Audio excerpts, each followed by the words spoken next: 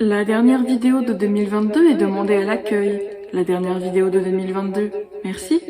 Bonjour tout le monde, bienvenue donc dans cette dernière vidéo de l'année 2022 qui va retracer un petit peu mes favoris de l'année, c'est-à-dire les choses qui m'ont aidé à ne pas sombrer dans une dépression profonde et absolue pendant cette année 2022. Et je vais vous parler donc de ces petites choses que j'ai beaucoup aimées pendant l'année 2022, que ce soit des choses matérielles ou alors des souvenirs que je vais vous raconter un petit peu. Il n'y a pas vraiment d'ordre particulier en termes de préférence ou en termes de chronologie, j'ai fait ça un petit peu en mode gros bordel, genre à l'image de ma chambre actuellement. N'hésitez pas à me dire d'avance quels sont vos favoris de l'année, quelles sont les choses que vous avez aimées cette année, et voilà, je vais commencer. Dans la catégorie choses qui m'ont aidé à oublier ma piètre existence, Pokémon.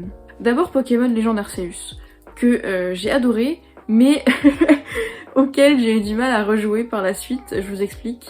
En gros, j'ai commencé à jouer à Pokémon Arceus au moment où j'ai commencé à sombrer un peu dans la dépression. Et en fait, une fois que je me suis rendu compte qu'il fallait réagir et que j'ai été aux urgences psy, et qu'on m'a du coup instauré un nouveau traitement, et ben en fait j'ai arrêté d'y jouer. Et du coup j'ai associé pendant tout le reste de l'année ce jeu à la dépression, alors qu'il est vraiment génial. Et j'ai réussi à y rejouer un petit peu avant que Pokémon Écarlate ne sorte. Et donc Pokémon Écarlate, je l'ai pas fini à l'heure où je tourne cette vidéo, hein. Je suis loin d'avoir terminé, je crois que j'ai genre 20 heures de jeu, et j'ai encore tellement de choses à faire.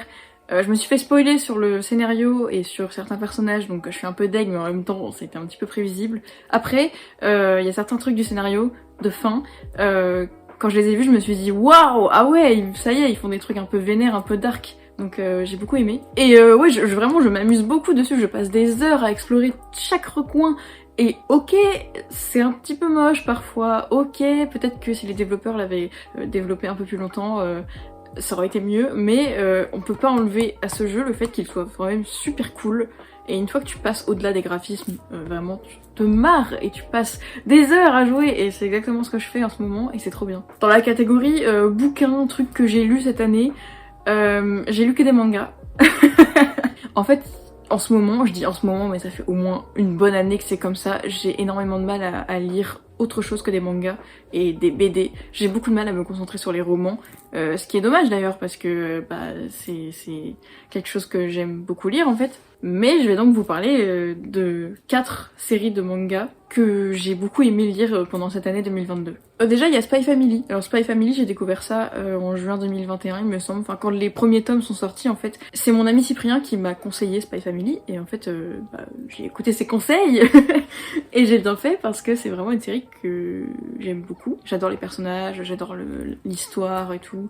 J'ai pas lu les 2 derniers tomes, enfin les 3 derniers, j'ai pas lu le 8, 9, 10 et il faut que je rattrape ça.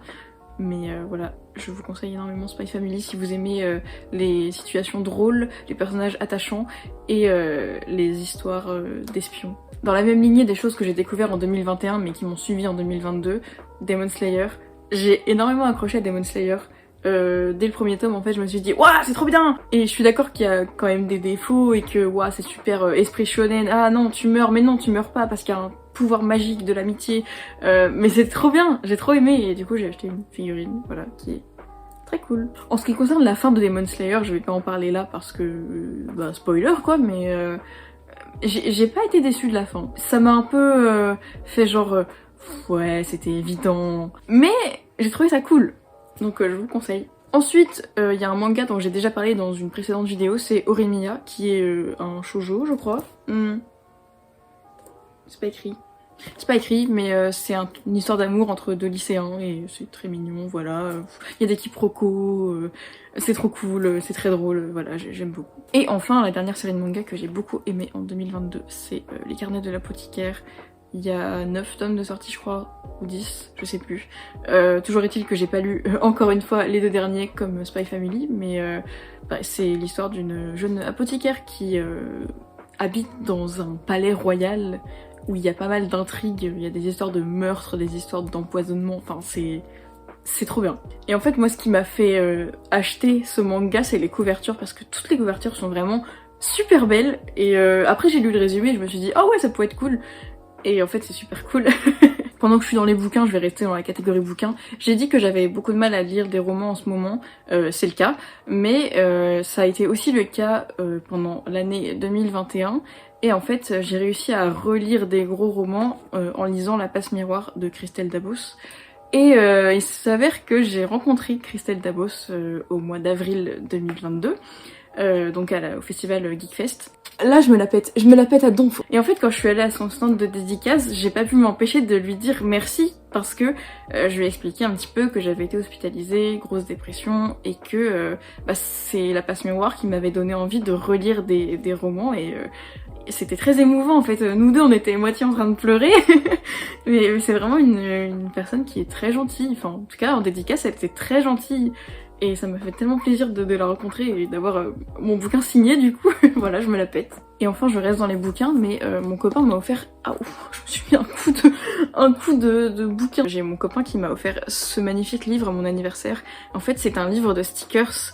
Et en fait, je passe plus de temps à regarder les stickers et à les admirer que me servir des stickers. Ça viendra. J'ai pas encore passé cette étape de je peux utiliser ce qu'il y a à l'intérieur. Mais c'est vraiment magnifique. Ce bouquin est magnifique et du coup je l'expose là, en général. Ce qui fait qu'en fait là, en face de moi, il y a un escalier et quand je descends l'escalier, souvent c'est le premier bouquin que je vois et je me dis waouh, incroyable. C'est pas vraiment des bouquins mais un peu quand même, donc je les sors. Voilà, mes carnets. En fait, je dessine dans ce type de carnet depuis presque 3 ans maintenant, je crois.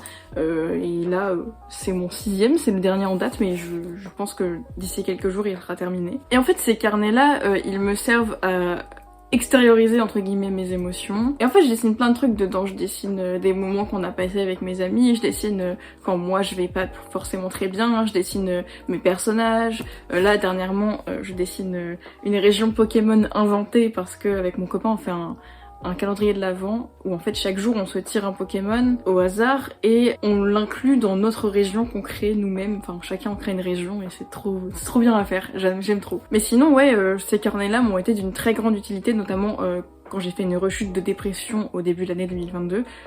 J'ai pu extérioriser un petit peu mes émotions à travers mes carnets et je pense que ça m'a aussi aidé à ne pas totalement plonger la tête sous l'eau. D'ailleurs, quand j'ai commencé les vidéos sur YouTube il y a 6 ans, je faisais des vidéos qui s'appelaient morceaux de carnet où je vous montrais un petit peu mes carnets. Donc spécialement pour cette vidéo, je vais faire un mini morceau de carnet avec des petits morceaux choisis de cette année 2022 qui aura été riche en rebondissements.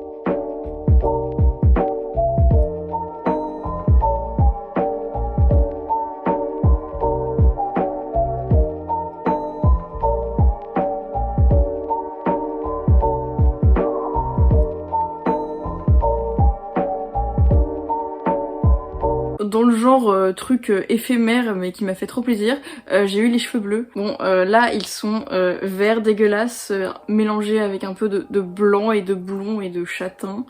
Voilà, c'est un peu la catastrophe, mais j'ai eu les cheveux blonds pendant une bonne partie de l'année 2022 et j'ai eu aussi du coup les cheveux bleus. Et c'est vraiment un truc que je voulais depuis très longtemps, les cheveux bleus. Enfin vraiment quand j'étais au collège je me disais ah moi plus tard j'aurai les cheveux bleus. Et en fait je me rendais pas compte à quel point c'était de l'entretien d'avoir des cheveux bleus. Du coup j'ai refait 2 fois ma teinture et après ça m'a saoulée. Donc peut-être que je la referai, peut-être pas, mais mes cheveux ils sont un peu secs là, donc on va peut-être éviter de leur imposer ça quoi. Aussi cette année je suis allée voir 2 fois M en concert. M c'est un artiste que j'apprécie pas mal, j'aime beaucoup ses chansons, et puis ma mère est plutôt fan de M, donc j'ai un peu grandi aussi avec les CD de M. Et je suis allée 2 fois le voir en concert, une fois au mois de mai je crois.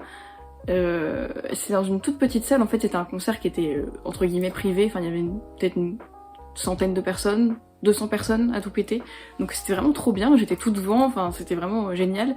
Et je suis retournée à la fin du mois de novembre, et en fait j'ai pas terminé le concert parce que j'ai fait un malaise et on m'a évacuée sur un brancard, donc voilà. En spectacle aussi cette année j'ai vu le spectacle de N'oubliez pas les paroles, l'émission de Nagui, où en gros les meilleurs joueurs, en fait ils partaient en tournée, ils faisaient un spectacle, et c'était trop bien, c'était vraiment génial, j'ai adoré. Et enfin en spectacle, j'ai été voir le spectacle musical de Miraculous Ladybug. C'est mes amis pour mon anniversaire qui m'ont offert 2 places pour aller voir ce spectacle, donc j'y suis allée avec ma mère qui n'a pas forcément tout compris parce qu'elle regarde pas Miraculous, mais moi j'étais là, waouh, des étoiles dans les yeux, il y avait que des enfants, genre moyenne d'âge 7 ans et demi. Mais c'était trop bien, j'ai trop aimé les chansons, c'était un truc un petit peu théâtral, enfin, en fait il y avait un son en arrière-plan qui était les vrais acteurs des personnages qui ont fait tout un spectacle sonore, et les acteurs sur scène faisaient du playback et dansaient, enfin en fait c'était plutôt des danseurs que des acteurs, mais c'était trop bien, j'ai trop aimé, les décors étaient parfaits, les costumes étaient parfaits. Vraiment j'avais l'impression d'avoir 8 ans, c'était génial. Et enfin dans la lignée de tout ce qui est, c'est pas vraiment un spectacle mais truc à regarder, l'été dernier je suis allée voir le film de Diams, Salam, au cinéma, et j'ai pleuré. C'était vraiment beau. En fait, on voit vraiment le parcours de Diams, ce qu'elle a fait aussi après avoir arrêté sa carrière de rappeuse. On voit qu'elle a créé un orphelinat, enfin elle fait plein de choses à côté. Et elle parle aussi de sa foi en l'islam. Et c'est tellement beau, en fait, ça se voit que ça l'a vraiment aidé à aller beaucoup mieux et à se libérer de tous ces démons, de toute sa dépression, parce que Diams a été diagnostiquée bipolaire, et elle a dit que depuis qu'elle s'était convertie à l'islam, elle ne prenait plus de médicaments, enfin... Donc ça l'a sauvée, sa foi l'a sauvée, et c'est beau. Moi je sais que j'ai du mal, enfin, j'ai du mal à croire en quelque chose que je vois pas forcément, mais pour autant... je trouve que les gens qui ont la foi et qui ont foi en quelque chose sont des gens admirables, et c'est bien qu'ils continuent à avoir la foi justement. Et ouais, Diams c'est vraiment une artiste que j'aime énormément, enfin j'ai grandi avec Diams, j'avais le CD dans ma bulle et tout, j'écoutais toutes les chansons de Diams tout le temps en boucle, donc forcément ce film m'a touchée parce que c'est vraiment de voir une de mes icônes d'enfance qui est passé par des cases super difficiles et qui aujourd'hui va bien mieux, ça me fait trop plaisir en fait, ça m'a beaucoup touchée. Ensuite il y a un truc auquel je pense qui est arrivé cette année, j'ai mes amis Adrien et Louise qui ont adopté un chat, il s'appelle Noupi, il est trop mignon. Et voilà, je vais vous mettre quelques petites photos de Noupi, parce que certaines personnes médisantes et bretonnes de ma classe diront qu'il est moche, moi je trouve qu'il est très mignon. Il louche un peu, il est très rigolo, il est très câlin, et en fait à chaque fois que je vais chez eux, je le prends sur mes genoux, je lui fais des papouilles, des petites gratte-gratte, et après je me gratte les yeux, et c'est là que je me rappelle que je suis allergique aux poils de chat. Mais ça vaut la peine parce qu'il est trop mignon. Ah oui, aussi cette année je me suis fait tatouer, Jason de Animal Crossing par Nagini-chan Tattoo, qui est tatou sur Angers, et qui est vraiment une personne de confiance, et qui est une personne super pro, très rigolote, et voilà, si vous passez sur Angers et que vous avez envie de faire tatouer, Nagini-chan. Et Kiwi Tattoo aussi, les deux je les aime beaucoup. En fait j'aurais trop aimé me refaire tatouer, genre j'ai tellement d'idées de tatouage et j'ai tellement envie de me faire tatouer, mais la thune n'est pas là quoi. Dans la catégorie vadrouille on va dire, je suis allée à 2 endroits cette année qui m'ont beaucoup fait voyager, même si c'était vraiment à 2 pas de chez moi. Le premier truc dont j'aimerais parler c'est Terra Botanica. Terra Botanica c'est un parc végétal qui est juste à côté d'Angers en fait. Ça a ouvert je crois que c'était genre en 2010 ou 2009, je sais plus, enfin un truc du genre, et j'y étais jamais allée. Donc j'y suis allée avec mes amis, j'ai pris plein de photos super chouettes, et en fait c'était vraiment très beau, moi j'adore les plantes, alors voilà quoi. Forcément ça me plaisait. Et cette petite sortie à Terra Botanica a permis de créer ma vidéo préférée de l'année 2022 je pense. On voulait prendre une photo avec Baptiste, une photo de nous avec l'araignée géante mécanique au-dessus de nous. Et comment dire que ça a mal tourné. Oh non, ouais, vas-y. Oh non, j'ai une vidéo. Il y a des jours où je vais pas forcément très bien, je regarde cette vidéo et ça va beaucoup mieux. Et le deuxième endroit où je suis allée, qui est pas forcément très loin de chez moi, c'est le parc oriental de Molévrier, donc qui est situé à Molévrier, je vous le donne en mille. C'est pas très loin de Cholet. Et en fait, comme son nom l'indique, c'est un parc oriental qui a de très beaux décors, de très beaux végétaux, de très beaux arbres. J'y suis allée avec mon copain et la famille de mon copain, et on y était déjà allé 4 ans plus tôt, presque à la même date. Et puis bah voilà, j'ai pris plein de photos, surtout que j'ai un super appareil, donc j'en profite et je prends vraiment un max de photos. D'ailleurs en parlant de photos, voici quelques photos que j'ai pu prendre cette année et que j'aime beaucoup, que ce soit des photos de paysages ou des portraits de mes copains, voilà. Ah oui si, j'ai oublié, il y a un film que j'ai vu au tout début d'année, c'est Alerte Rouge, le film de Pixar, avec la fille qui se transforme en Pandarou, et c'était vraiment trop bien. Je crois que j'ai fait un petit peu le tour en fait de tout ce que j'ai aimé cette année. Ah si, il y a un truc trop bien qui m'est arrivé récemment, c'est que j'ai repris contact avec mon ami d'enfance que j'avais pas vu depuis presque 10 ans. Et c'était vraiment trop chouette de se retrouver. En fait c'est un peu comme si rien n'avait changé, genre il est toujours aussi drôle et toujours aussi gentil. Il est juste un peu plus grand et il a juste une plus grosse voix qu'avant, mais c'est toujours le même. Et ça me fait trop plaisir de l'avoir revu. Voilà, c'était mes favoris de l'année. J'espère que ça vous aura plu et j'espère que je vous aurais fait découvrir peut-être quelques petites choses. Comme je le disais en début de vidéo, n'hésitez pas à me dire quels sont vos favoris qui vous ont aidé à tenir le coup pendant 2022. J'ai trop hâte de vous lire et puis je vous retrouve en 2023 pour de nouvelles vidéos.